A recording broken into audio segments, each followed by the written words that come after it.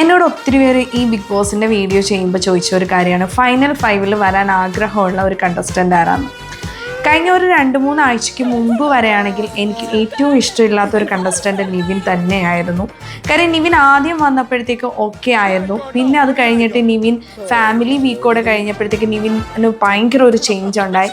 ഭയങ്കര റൂഡായിട്ട് എല്ലാവരോടും ബിഹേവ് ചെയ്യുന്നത്, ഞാൻ എന്ത് ചെയ്താലും ബിഗ് ബോസ് എന്നെ ഒന്നും പറയത്തില്ല എന്നൊരു ഇതിലായിരുന്നു.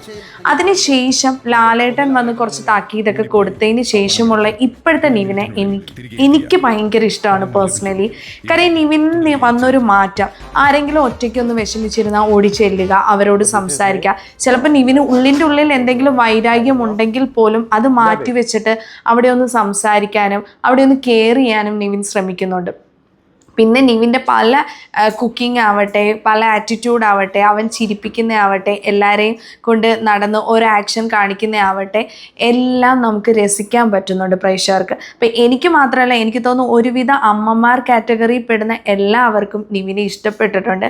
അപ്പം എനിക്ക് പേഴ്സണലായിട്ട് ഫൈനൽ 5-ൽ വന്ന് കപ്പടിക്കണം എന്ന ആഗ്രഹമുള്ള ഒരു കണ്ടസ്റ്റൻറ്റ് ഇപ്പോൾ നോക്കുവാണെങ്കിൽ നിവിനാണ്. കാര്യം നിവിൻ്റെ ആ ചെറിയ ചെറിയ കോപ്രായങ്ങൾ, നിവിൻ കാണിച്ചുകൊണ്ടിരിക്കുന്ന കുറേ ആറ്റിറ്റ്യൂഡ് ഒത്തിരി പ്രേക്ഷകരെ അതായത് ഈ അടിയിലും തമ്മിൽ ഇടിയിലും തന്നെ അവൻ ഒത്തിരി പേരെ എൻ്റർടൈൻ ചെയ്യുന്നുണ്ട്. അപ്പം പേഴ്സണൽ ആഗ്രഹം നിവിൻ.